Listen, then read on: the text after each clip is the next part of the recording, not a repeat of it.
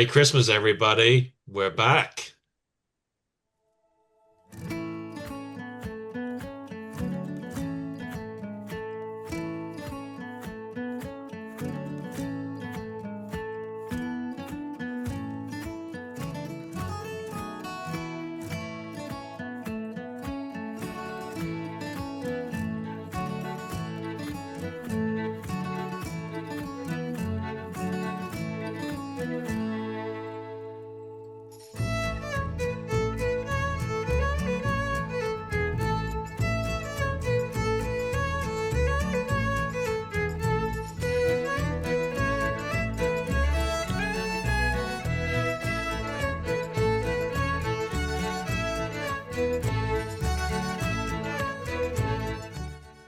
Welcome. It's Christmas, sort of. My hat's kind of going in and out of Christmas. But yes, it's once again another one of our Christmas episodes. And if you want to watch any of our others, you just need to go onto the Christmas playlist. And I'm just going to take this off for the moment. But yeah, it is. We've got plenty of Christmas episodes that you enjoy from previous years. But this time around, uh, it is a sequel to the 1985 Brewster's Millions, which starred Richard Pryor and John Candy. And it's a bit of an intriguing one because we're all really good fans of the original 1985 movie. Now, not to be confused with the 1945 movie or the 1906 play based on the 1902 book. Um, but this one is the based on the Richard Pryor one, and we've got it's a TV movie, and it was a little curious to see. It's one of those. It's a curiosity. You watch it to see, what if any of the original is going to be in there, and who might pop up. Stephen Collins. um, but in actual fact, what we really got was a Hallmark Lifetime style Christmas movie with a whole lot of heart and you know other things on top of that as well. Um, so with me as ever on our Christmas journey today, Neil Stringer and our special guest, Ian Lother. Say hello, guys. Hello, guys. Hello, guys. Johnny, you lied to me again. I told I, you to. I would never watch a Hallmark movie. That's like the bottom of the barrel. But you tell me there's a sequel to Brewster's Millions, and I thought, oh, that'll be good. But it's in disguise. It's a Hallmark movie, plain and simple. I Oh, have new have you I no have news shame? for you. Have you no Uh, shame? we have already scraped the barrel. in Is Well, in that the our truth? doggy poo movie. No, no, no. That was art. So just before we get into it, first of all, I will say it's not a bad movie by any stretch, but it depends what you like. If you're one of those people that really enjoy those Christmassy movies, you're gonna love this.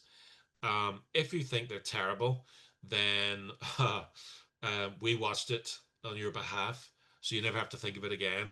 Let's put it that way. Um, so I will admit the first thing that jumped out at me was, will I recognize any of the people? And the short answer is no, I didn't.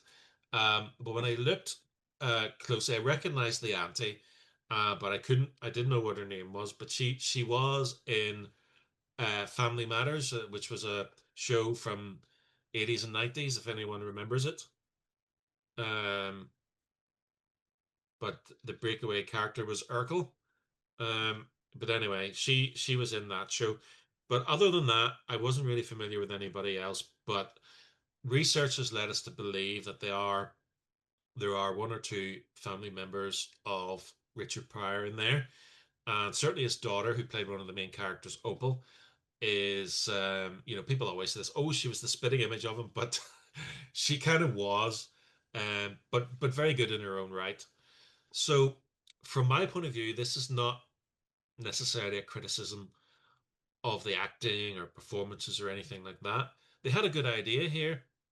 They followed up the idea of Brewster's Millions, which the moral of that story in itself is, could be, you could tack that onto a Christmas movie because it is in the spirit of that, but it has all the tropes that these kind of movies have, which can make them fun. And I will start off by saying, to give you an example, one of the things I noticed was she went to law school for a few weeks and then she can represent him.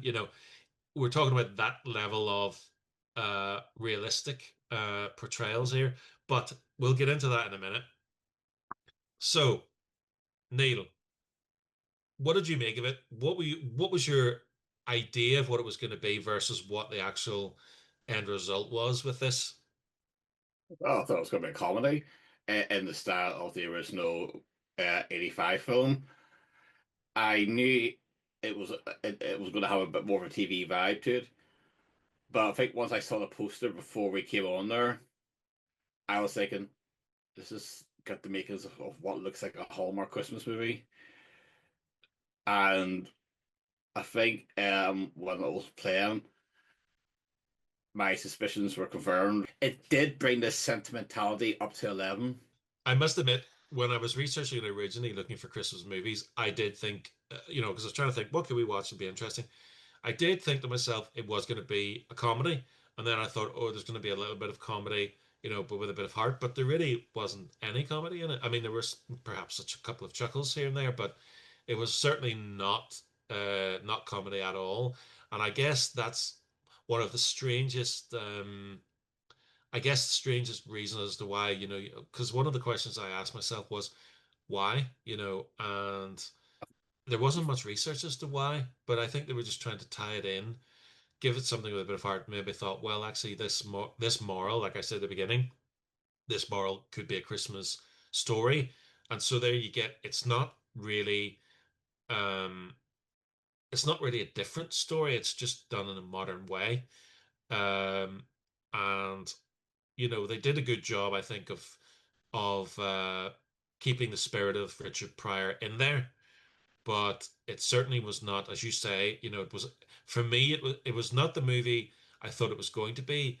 But I will admit, after having read more about it, I did think it was going to be a Christmas movie, like a Hallmark movie. I didn't know how deep into that they were going to go with all the tropes. So yeah, it was, for the first few minutes, I was thinking, right, sussing it out, thinking, right, what tone is this going to be? And then obviously it's like I don't know what you would call them. Is it millennial, Gen Z, whatever? That's what she is now, essentially, spoiled brat.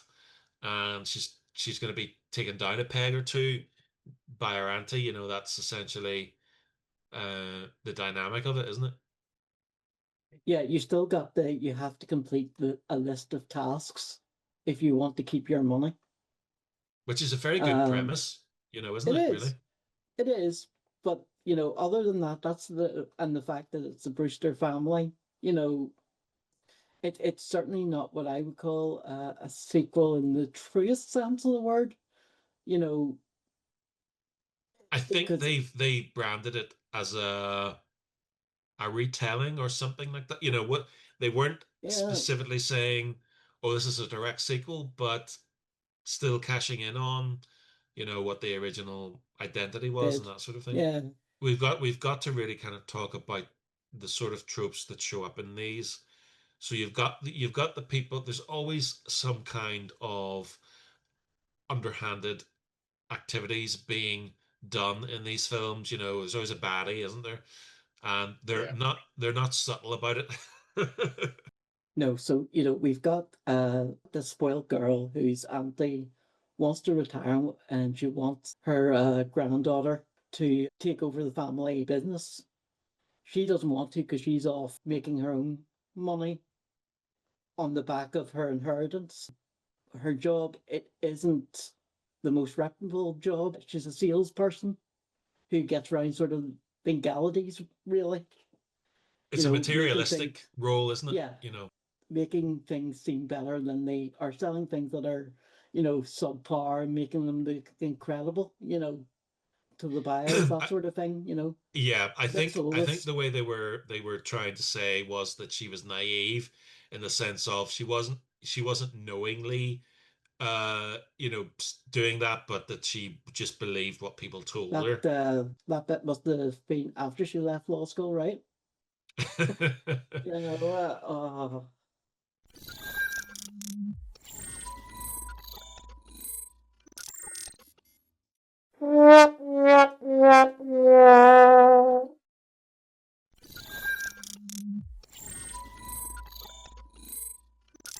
One of the tropes, which I do find, sometimes I find it funny, sometimes I find it annoying. They need to solve the problem. In it was like a workplace, not tribunal, but that's what it could have led to.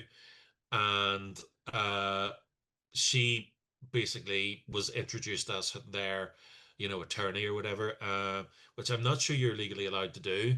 I don't think you're legally allowed to say, but they weren't in a court of law, so they were just in a room. they Um, I mean, the one thing they set up at the start, showing her at her day job, she does have to get to the gab to sell something.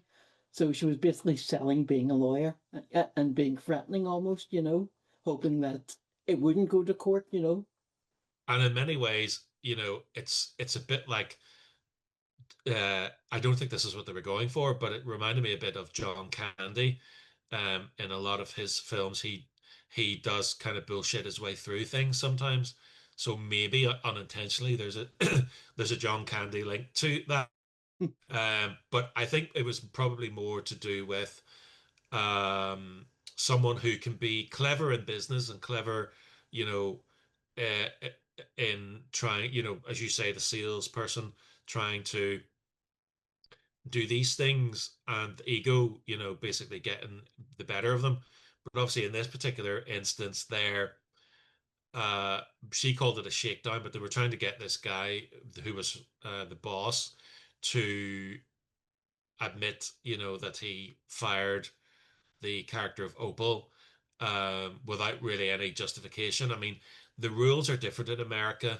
Employment rules are different in America. I can't say that I understand all of them, but I know here in the UK that you certainly wouldn't be able to sack someone, without uh, any kind of grounds, and you certainly wouldn't be able to sack them outright. So, especially if they have a proper full-time contract, might be a different story if the hiring of that person was done in a dodgy manner, but they didn't imply that here. So I just thought it was just interesting that she came in, she swooped in, and she was going to solve all the poor people's problems. That's one of the tropes of these films where the rich person suddenly, gets a heart. They're not, and they don't only succeed, but they become the person with the biggest heart ever. Everyone in that community loves her. It's like you just don't become um sympathetic. You just become the most biggest person the whole community, and you know it just really brings up the sugar level, shall we say? Seeing it Yeah, all. because what they do in these films is they wrap everything up at the end in a great big bow. So Christmas miracle. yeah, so I mean, I as I say, you can overload with watching these films. I do believe there's a Christmas channel with a lot of these types of movies on, but I will say that you should not, you should check your blood sugar levels after watching those. You just small doses are all right, but do not gorge. But what I will say in this movie, the way that they tied it up at the end it's the same way they were dealing with everything as the film went through. There was someone popped up, like the little kid who was on the street trying to get the attention of the rapper, or he's a fictional musician, and he's singing outside the apartment block. So she's trying to help him, and suddenly she's got all these ideas about that. And when they go to their family, and the musician he's obviously portrayed as someone who's not happy about him hanging around there, no autographs and all this. And you know, obviously he's another character where they He gets a heart too all of a he sudden. gets out and he goes around to their house and he's like, "Oh, you're to the boy's dad." oh, my father left me, and you're. It Yeah, was so just open up. It's just they all open up. They all open up about their pasts and all, and it's all and everyone's got a past. Everyone's got such tragic stories that they've all that got a sob story. Yeah. yeah, that the miracle Christmas is going to cure and make everything not just better, but the best it can ever be.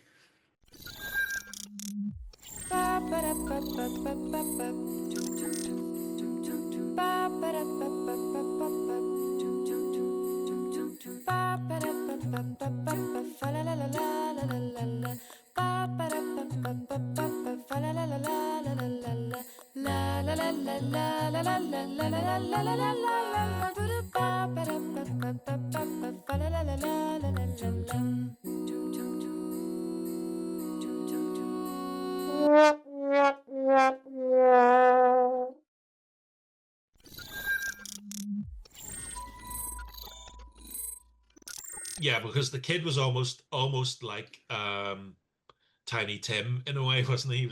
There was that type of character happening there.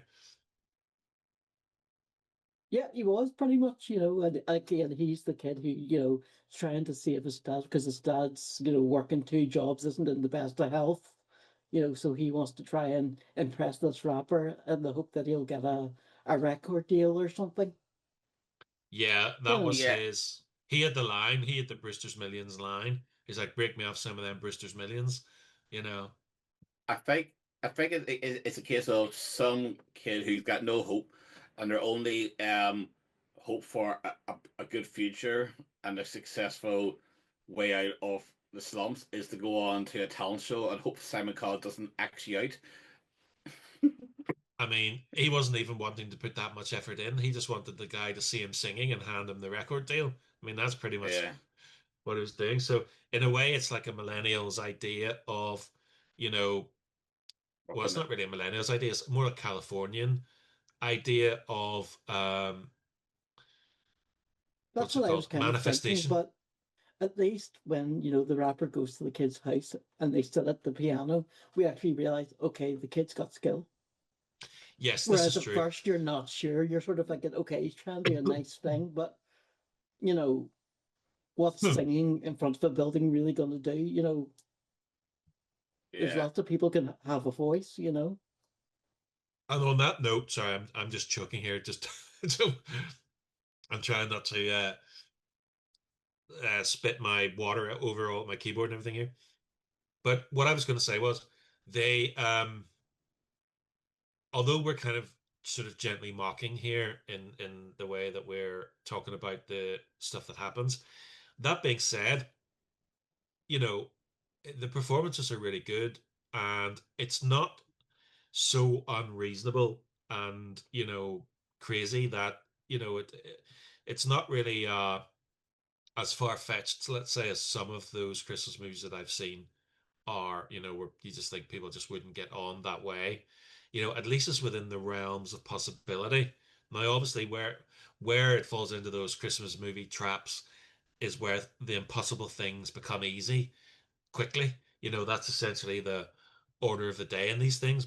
Yeah, the story takes place over 30 days. She's got 30 days to complete a certain number of tasks to get her inheritance. And obviously, yeah, 30 days seems like long enough, but with the stuff she actually manages to do, you're thinking, you know, oh yeah, and she falls in love, by the way, in 30 days. Well, it can't be a Hallmark movie without falling in love. Yeah, I That's mean, the ultimate. you see, in some ways, when you're looking at that list, that's the producer's list. What can they always talk about a tick box movie, what we should have in a Christmas movie? Right, check. Fall in love, check. yeah, Help a homeless person, check. Also, and then also, oh, our singer is missing in action. Oh, she's up there. She's grieving because her grand's not long to live. I'll do a duet of her, and somehow that will inspire her to overcome her grief, and she was hiding and from the the sick relative who was in hospice. yeah, She didn't want to be there and see her die. So she yeah. was kind of hiding out. So the gift but was, realizing that I should be spending my last moment or her last moments with yeah, her. I So And it think was the yeah, thing really, it was is, really nice very performances too. The singing was very I good. I don't know if it was their own voice or whether someone was singing for them, but well, certainly he is a was singer. very good. Well, the yeah, main Is girl is a singer. she is. She is a singer. was But the was thing the is, no, but was the other girl the singer? I don't know.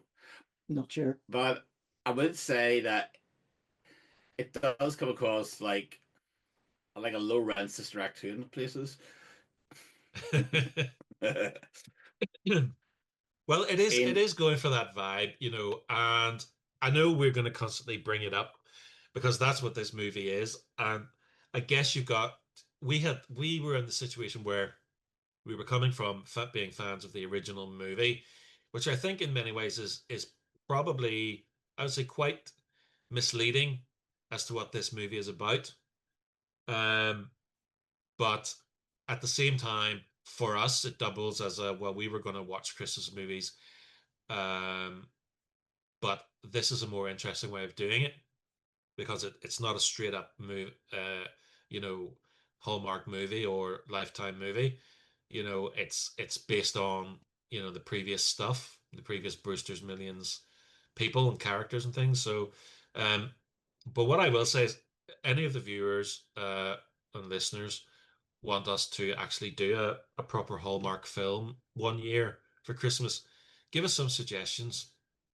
What's the most terrible, amusing one that we could actually watch? and could the one podcast work for any Hallmark movie? Yes, could we just upload about the one Christmas film and then just every year just change the title of it?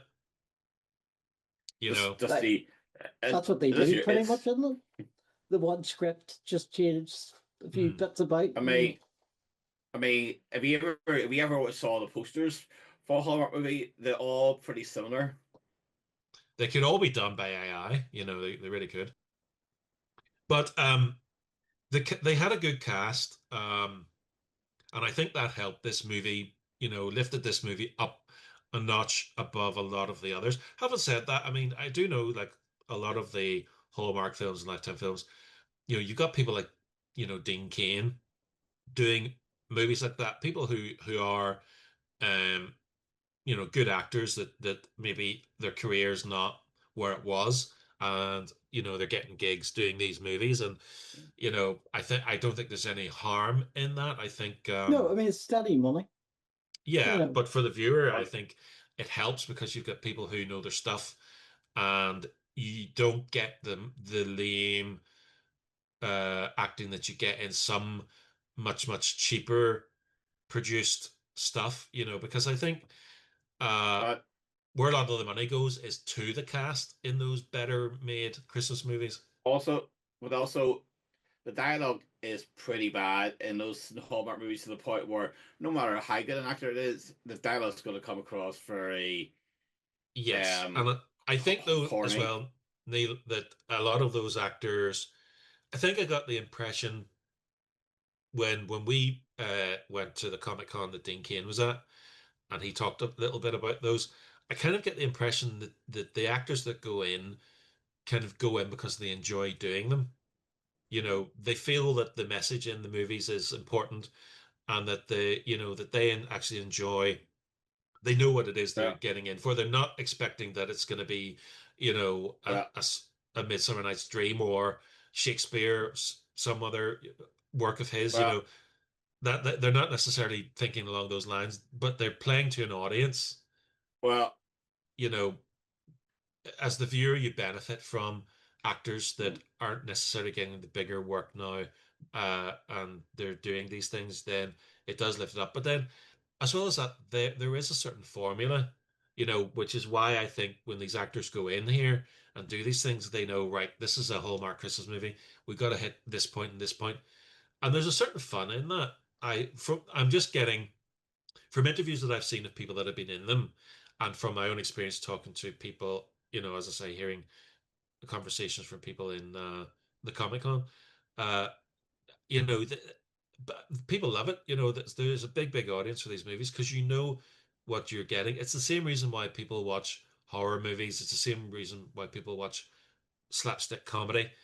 You know, you go in, you switch your brain off, and you be entertained.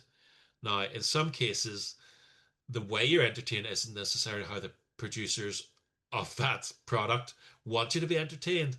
And, in many ways, that's why things like The Room are successful because that's not really what they wanted, but they've been successful in a different way. And I think they originally probably tried to have a certain message in them, which they do. But people expect these things from these movies. And in this particular movie, there was a lot of that dialogue there. I mean, whenever the guy who was her quote guardian angel, and he was sort of they were him and the lady that he was partnered with, whose name has gone out of my head. Um, they were kind of a little bit like the Stephen Collins role in the original movie, and um, you know, he was actually a bit like the it was played by Neil Hamilton in the 1945 movie where there was always a character to keep them right, to keep them on the path of the challenge, you know. Well, Um, did you say that was a similar role to what Pat Hingle played in the 83 one as well? 85 one, sorry. in the 85 one, yes, yes. I think he was, but I think he was an amalgam of those because there really wasn't that Pat Hingle or Neil Hamilton uh, role in this film. That was meant to be the guy that was her friend, but then he was also in on it. So they kind of merged a few of the characters together. You had the antagonists of it, and even then, as I've said before, they wrap up everything with such big bows that even she didn't. She got her comeuppance in a way, but she was still they still didn't just turf her out on the street, because it's a Christmas movie and that's not done. You have the big happy ending. Yeah, the actress is called Tamika Shannon. Right. Okay. And I think like everyone in their role played the characters very, very well. The aunt was great. I mean, I thought she um was a good character to keep them grounded, and but um It's Hallmark Christmas TV movie acting. exactly. And the thing about it is it's one of those movies that you really just can't overanalyze because it is what it is. It's a Christmas movie, and you know it did fill that role well. I mean, I've like any of you people out there watching, you know, when you're flicking through the channels and you watch a Christmas movie, and it's one of those like you don't go out of your way necessarily to watch these things, but sometimes they're on TV, or like if I'm visiting folks with folks and uh, there's a movie on, it wouldn't necessarily be a movie that I'd always want to see myself, but it's there, it's on, and you watch it. So it's one of those movies, it's not bad, but it's also I wouldn't be going recommending it, as if it's some Right. brilliant masterpiece. It's certainly not to me on the level of um the Richard Pryor original. And on that note, actually, I thought it'd be interesting just to briefly mention that there have been, especially recently, there've been um, proper sequels, return to films, that from the 80s, like Coming to America, Beverly Hills Cop, and Top Gun. And to be fair to those, they had the original cast more or less in those movies. So when I was looking at this, I was thinking, I wonder, is it going to be along the lines of that? But obviously it's not. Yeah. But those films actually were successful, especially the Beverly Hills Cop and Top Gun ones. They were particularly Uh, well done, weren't they? Yeah. oh yeah, but at least Top Gun had the cinema release. Yes, this is true. To me, this didn't this didn't have the sequel quality. I feel like it was a standalone movie that just kind of loosely tied in with the film just for a bit of legitimacy. Yeah, I think the way they worded it was like it was a retelling, but but honoring the Richard Pryor film. I think Right. that's what they were trying to do. But I mean, that's what I mean. If it didn't have the title it had, you know, you would have just passed it. You wouldn't have Yeah, I mean, you wouldn't have given it a second thought, more than likely. if it wasn't for the fact that we were looking for a Christmas movie, and I wrote down films that I know of that I thought maybe might be interesting we haven't watched, and then I actually looked up other films, and I'd never heard of this. It only came out in 2024, so very, very recent. And I thought, oh, I've never heard of this. Like the original, we all like the original. Um, I thought it might be interesting to watch for a Christmas episode, but it's as we've been saying, it's not a patch on the Brewster's Millions from 1985 by a long No, shot. and in fairness, it's not necessarily trying to be either. So you know, No, no. it just feels like it's being what 600 of films have done before.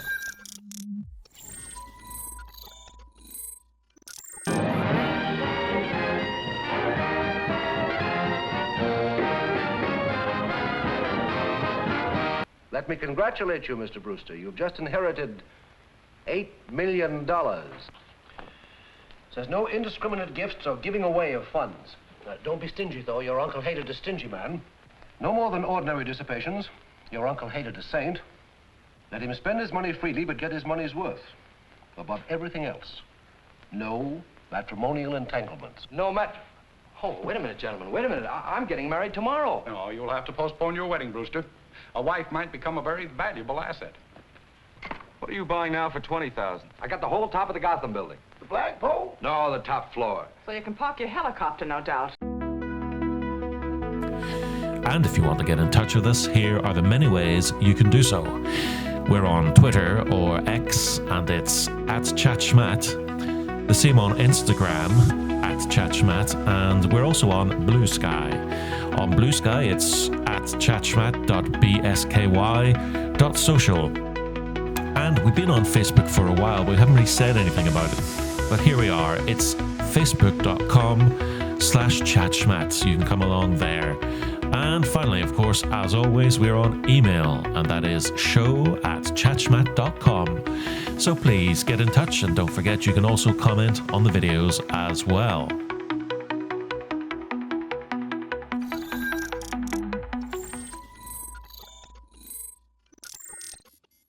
Well, my question to you is, if you were going to pick a successful 80s comedy and do a similar thing with a Christmas movie, what would you do it with?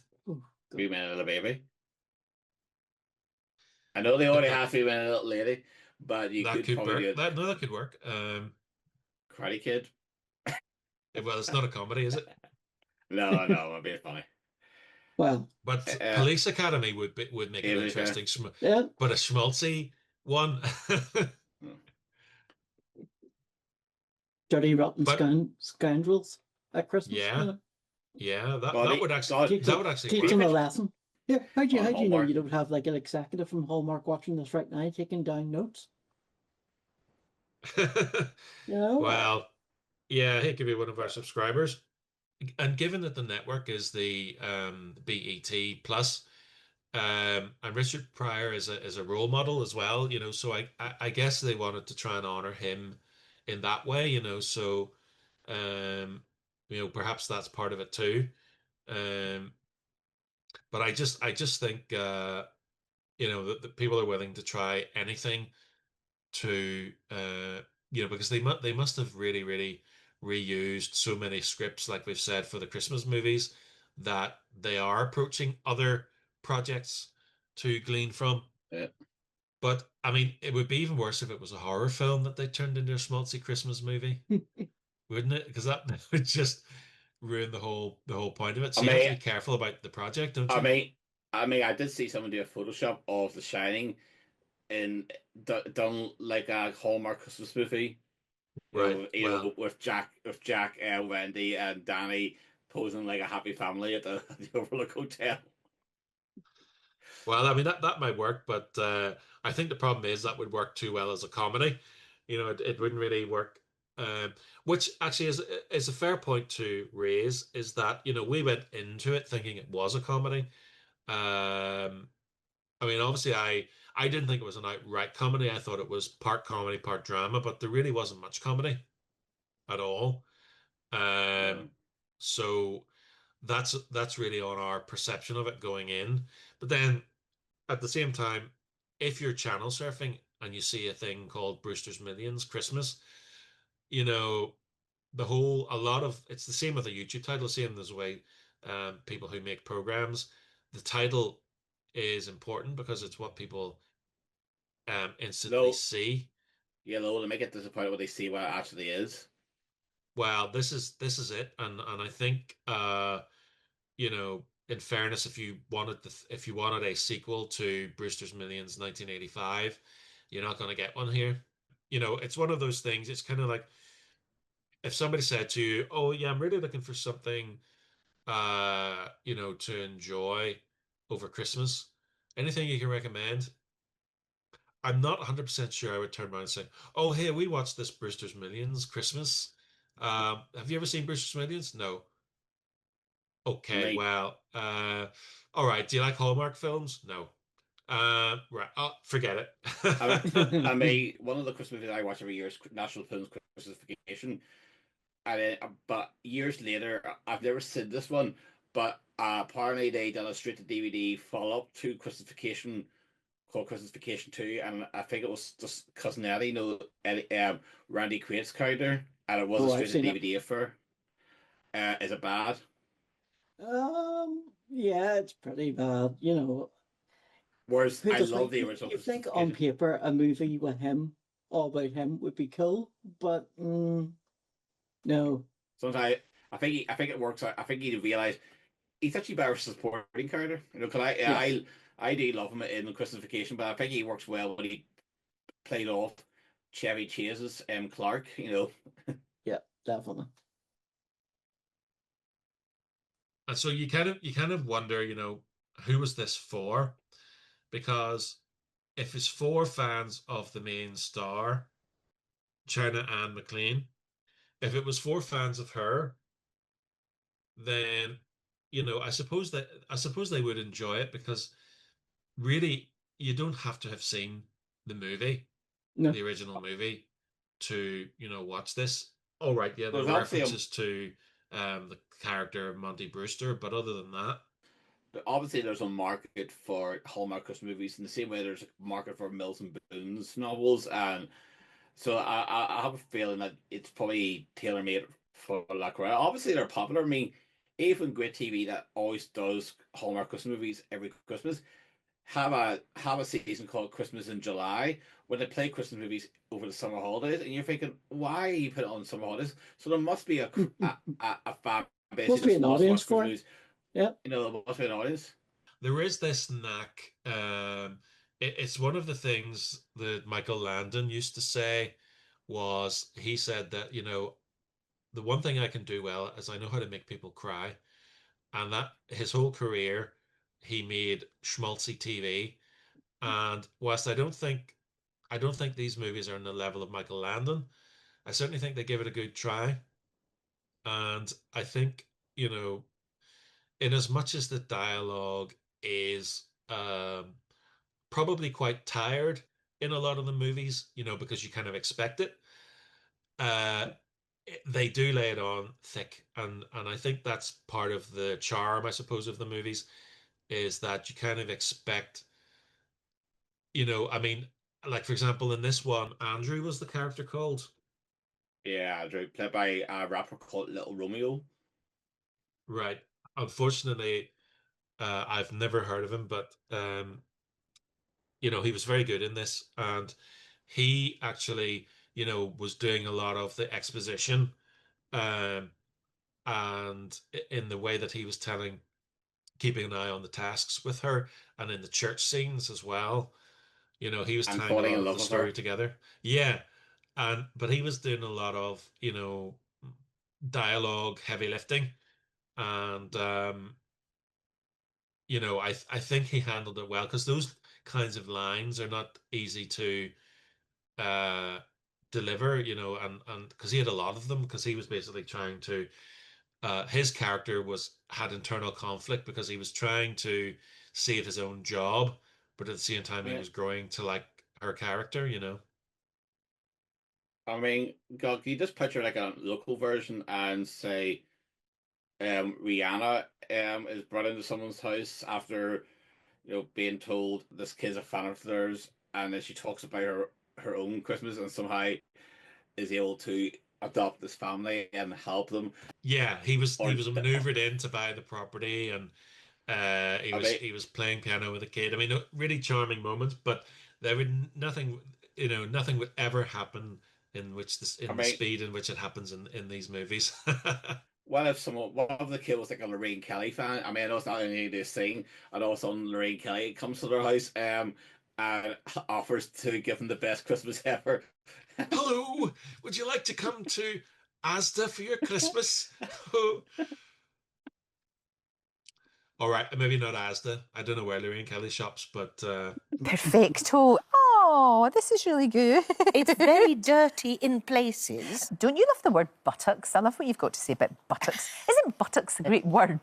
yeah, there was a whole slumlord angle, which that is in quite a lot of films. Yeah.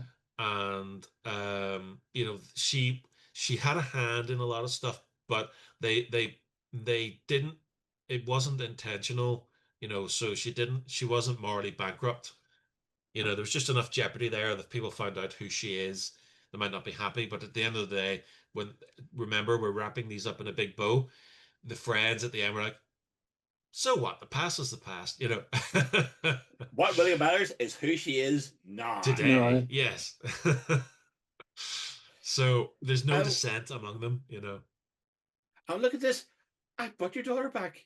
I've signed the release. You can have her. Also, also the complete bitch, whose mum was in a wheelchair, is like, well done to you. Thank you. You're sacked, but here's a few quid. You could have rehired her. At least you could have rehired her. At least. I think that would have been a step too far, because I then there would have know. been no villains. I know. Because that's the point you reach in these films, is that if everybody is redeemed, then the jeopardy is kind of pointless, and that's a dangerous line, in storytelling. But I think sometimes it comes to the point though where when it gets to the end of the movie, they just don't care anymore. They just want everything to be happy. I think you gotta do it like the end of Wayne's World. The ultra. They do. Wayne's World just do the three endings. Oh yes. And the third one was the super happy ending. This is a super happy ending. Yeah. Even when TV shows do a Christmas episode, I've seen sometimes the Christmas is just a little bit of the episode, but then they get really into the Christmassy thing. Those episodes are more schmaltzy than others. And it seems to be a tradition. Everything's right at Christmas. So it is worth remembering on that particular note that we've been doing the podcast for a while, just a bit of fun for us, but we've done it through the pandemic, and I always like to stop and think and thank the people, all three of our fans, who watch these videos.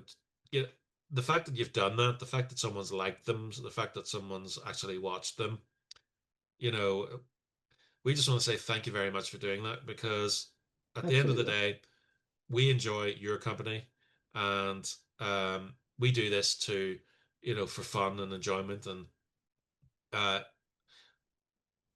basically, we're not going to go into the Christmas movie thing where we say, and we've learned a valuable lesson that friendship is more important than money, except when you need money, in which case money is more important than anything. It's escapism. That's really one of the reasons that I enjoy like sci-fi and comedy and things like that. I do enjoy horror as well, but I wouldn't really want to say horror is escapism. I mean, maybe it is, but if you love seeing people getting slashed, it can be. But it's for a different debate for a different episode. But certainly, I will say, that these kind of movies are escapism, and maybe people who are having a crap weekend work and it's coming up to Christmas and they think Christmas movies, that'll cheer me up. And to a degree, when you get that much saccharine in the movies, some of it's bound to rub off. But Maybe that's part of the idea of it. however, some people just want to watch Die Hard after a Christmas movie. That's a tradition. True, and there's no reason why you can't watch Die Hard and a Hallmark movie. There's no reason that Night Johnny, that's a bit hardcore. it's Christmas, fill your guts and all that. What would you do? However, if you did that, Johnny, what would you do first? The Hallmark movie or Die Hard?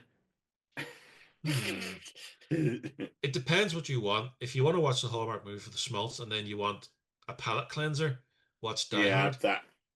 Or maybe there is a Hallmark movie that has the Christmas message in a Die Hard style. Who knows? If people put in the comments that they do want us to watch a Hallmark Christmas movie, give us a wide selection. So give us this kind of Die Hard Christmas movie style ones and the schmaltzy ones, and maybe we'll look into this because that would be interesting. But once again, we do have a back catalogue of Christmassy things that you might want to watch. It's in a playlist on our YouTube channel under Christmas specials or something like that. And you can actually go in, but you can go into the playlist and you can click on the previous years, look at all the stuff that we did during the pandemic. Doggy Poo's brilliant. Doggy Poo it's funny, and we did do we've done all the Narnia stuff. We've also got the Box of Delights. We've lots of Christmas horror as well. So there's actually a great selection box of episodes in there. I recommend Silent Night, Deadly Night. Yeah. Krampus. That's good.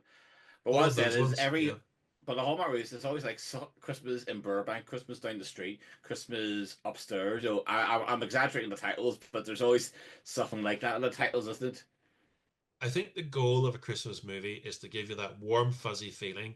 And sometimes people want that warm, fuzzy feeling all year round. I don't get that kind of misty-eyed about Christmas in the way that people do. I enjoy the time spending with family and stuff like that, but I don't, I don't get crazy about it the way some people do. It's healthy to to enjoy Christmas and all of that, but then there's certain levels where you kind of go a bit too much or maybe too little. I prefer to be just in the middle, enjoy it for what it is.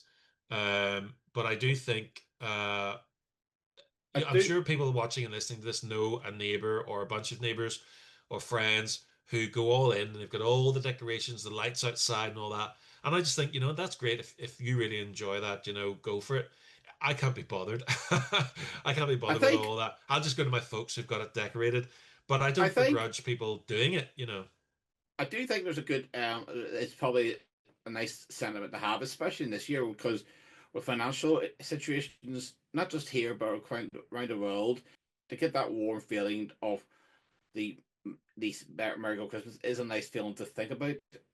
And maybe that these Christmas movies are some kind of antidote to, things not necessarily working out as well as you want them to. Maybe seeing it all happen just the way you want it, working out just brilliantly is like a little bit of a drug for people to, just put their feet up and watch something, Like every Christmas when I watch Scrooged, I always get a great feeling when that end bit where he goes on TV and talks about how Christmas meant to him and all. That always gives me a great feeling Christmas Eve night. When he because when he interacts with everyone there, that is just such a great feeling.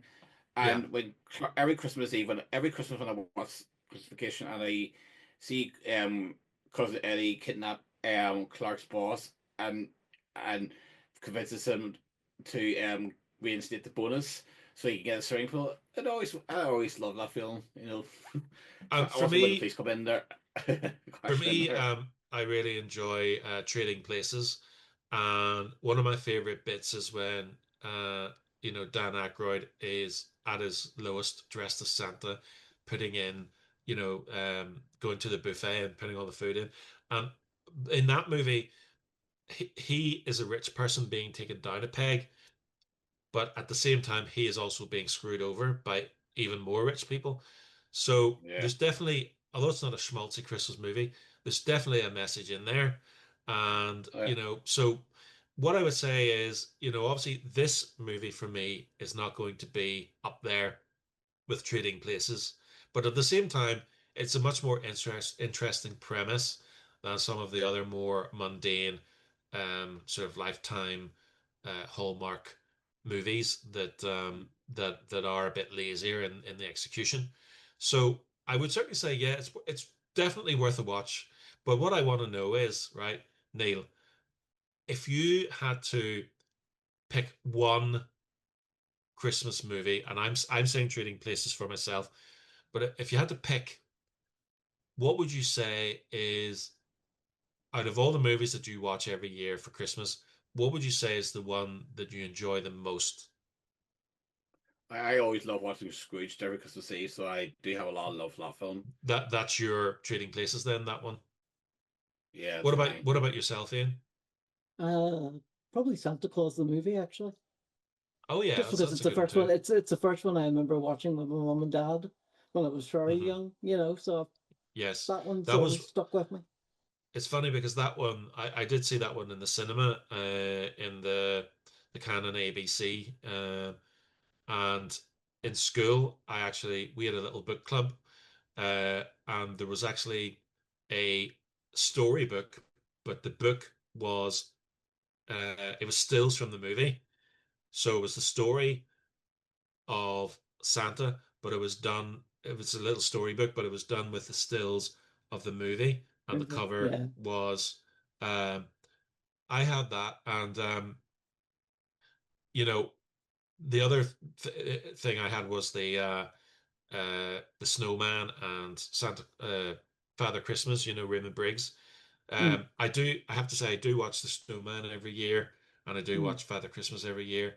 yeah. And those are films, they're animation, and there's no real dialogue in them, but because I read the books, and because the films actually represent the books very well, then they're just the snowman brings the joy of Christmas.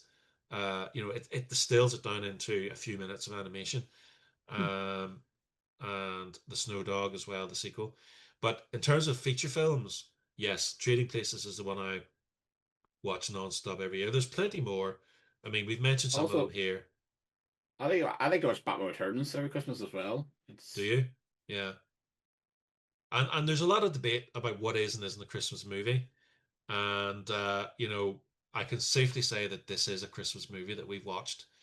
And I'd be curious to know, because when we were trying to find this film, it's interesting to know you can't get any information about the viewing figures, or, budget or anything like that. In fact, did we get anything about the budget? No. Very little.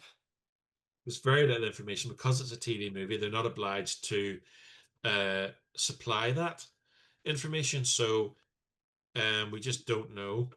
But let's just say we were able to view a copy of this, and I certainly hope that uh, the tradition of Christmas movies continues. Though for me, I'm more of a in small doses kind of person. I just couldn't sit and watch more than maybe a couple of those movies. But there are people who just drink them in, and like eggnog, and get drunk on them. But I mean, but there have been some big stars in those movies over the years. I suppose they're kind of in the same way, career path, as the likes of, say, like the disaster films of the 70s and 80s used to be, where there was a lot of ones made for TV, and it was, a lot of actors that were used to be starring their own show or whatever crop up in these um sort of themed films, like TV movies. So I definitely think, as we're kind of pointing out, it is an industry within itself. So in summary, then, I wouldn't say it was a standout movie, uh, uh, even a standout Christmas movie, because we've just pointed out other movies that are much more appealing, certainly to us, than this type of movie. But I am glad that we watched it, and I don't think it was a bad movie. No. Uh, But I do think that if it had been terrible, it would have been more entertaining and we could have taken the piss out of it more. But I think we owe some respect to the people that made it to say, no, it's not. It isn't terrible. It's just a Christmas movie. And if you like that sort of thing, you really will enjoy this. I think If it's you as don't like simple that sort of thing, as if if you like Hallmark movies, then you'll like this one. It's well done.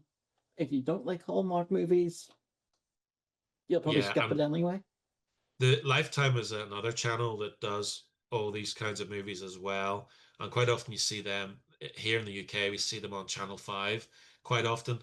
Um, but I think it's what uh don't go into this thinking, oh, this is anything to do with Richard Pryor or the people involved in that movie, because it's not. But at the same time, it does its own thing and it does it well. Um, and if I was to rate the movie out of 10, I would give it a 5. It's not brilliant, but it's not the worst movie I've ever seen. Yeah, I'd be What do you sort think? of similar. Yeah, it'd be similar. You know, 5. Yeah, it's Four and a half, again, five. yeah, I was watching it thinking, yeah, it's fine, it's well acted, well produced, made, but it feels like I've seen this story before, you know, And what about in a lot of yourself, Neil? ways. I would say a five, four and a half. It's serviceable. It's what you expect from that kind of Hallmark schmaltzy Christmas TV movie vibe. Don't watch if you're diabetic. I mean, don't get me wrong, I did research on this when you told me we were going to watch it because I didn't know about this movie.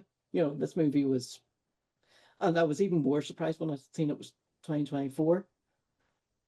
I think this is a long forgotten made for TV sequel, back in the That's what I day. was thinking.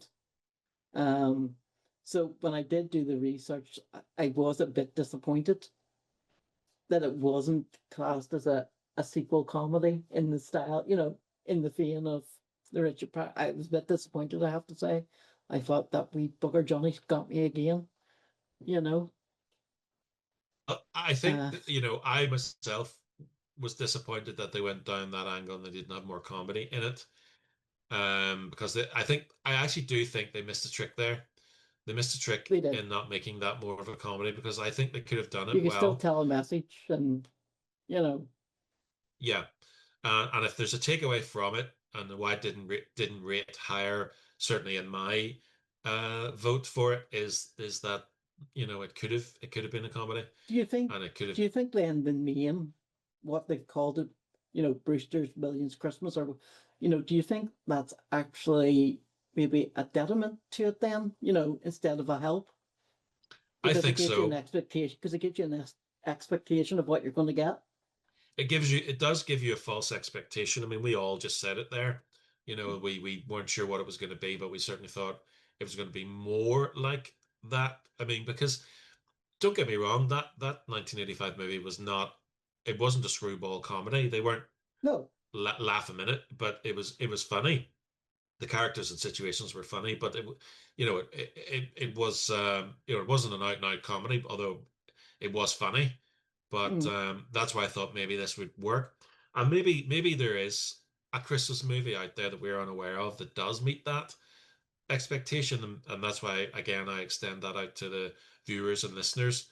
Uh, if you know of one that fits that bill, let us know. But I suspect that we probably won't be getting any comments about that because I don't think it exists. But I do think, bearing in mind that it's on the BET Plus, and they're trying to look for content, I don't begrudge them giving it a go. I don't begrudge that at no, all. And I think, as I say, the cast were one of the better elements of the film. If anything, it was just very predictable, and you could tell a mile off how it was going to end. yeah, So in that sense, there wasn't really any real jeopardy and there wasn't really any real twist. It was a Christmas movie by numbers in that sense. But when I finished the movie, I enjoyed it. I did relate to the characters and I Yeah. like the performances. So that's why it's not getting, a 0. So I don't think we can be any fairer than that with it. No, I don't think so. I was expecting worse, to be honest. I Were have to you? say a lot worse. Once I read what it was, and Hmm. Hmm. I was sort of thinking, because a lot of when I looked at the comments, up on IMDb, the amount of times Hallmark was used to describe it, I was Hmm. sort of thinking that's not really my thing. Hmm. I, But so I I was do think, thinking, hmm, bad acting, cheesy dialogue, and okay, there's a bit of cheesy dialogue, and the theme's a bit cheesy, but I mean, the acting was pretty good. and I do think that, that they certainly, uh, because obviously you kind of work out what was going to happen because the fact that it was that type of movie. But, as you say, I didn't come away from it thinking, oh, that was a waste of time. I'll probably never watch it again. I can be probably sure I would never watch it again. But that's not the fault of the people that made it. It's just it's not my thing. Uh, you know, I'm not trying to say that everything that I watch is highbrow and it's beneath me. Believe me, I watch some cheesy crap. You just So have to it's follow not this channel to work that out. that's true. So it's not meant to be a disrespect to the people involved because, well, we never try to be disrespectful to people. It just comes across that way because we're Northern Irish and we're always sarcastic. Uh, Exactly. we can't help it, but it's never meant to be about that. But certainly in this one of the things I will say is that there are a lot of movies out there that don't go the full Christian, and the Hallmark movies definitely do. And I think the way that this movie handled that was actually very well. They didn't shove the Christian side of Christmas down your throat. They had the church scenes fit in well with the story and the characters. And obviously, yes, they were laying it on thick about helping, but it wasn't But it certainly was not overdone. even the music at the church wasn't overly, you know, heavy Christiany. No, More I think they so. played it. The tone was just right, Yeah. and that's one thing I want to give them credit for is that it's the message spoke for itself. There was not a lot of heavy exposition really, to do with that. I mean, there was exposition in other ways, as I said earlier, trying to explain.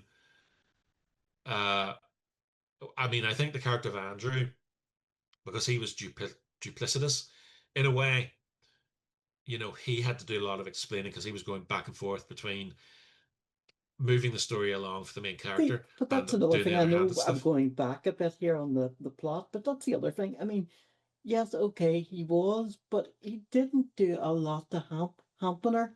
Like he done one thing that I can think of, and even then it was half-hearted.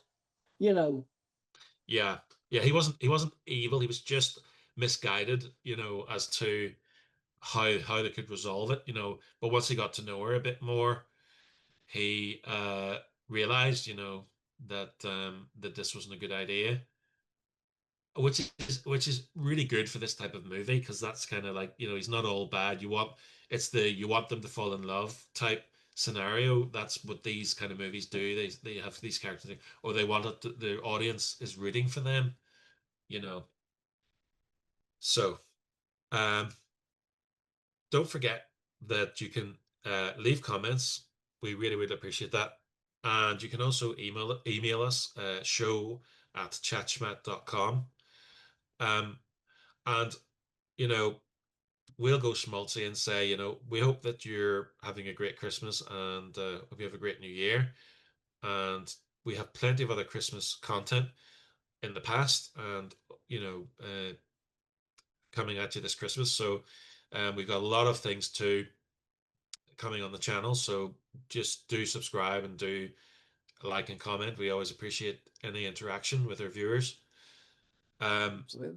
but from me, I appreciate you watching and I hope you have a very, very happy Christmas and a happy New Year as well. Thanks again, and I hope you enjoyed this, and I hope you have a lovely Christmas and a wonderful New Year. And from my family to yours, I wish you a Merry Christmas and a Happy New Year. Stay safe, eat lots of mince pies, and buy lots of presents.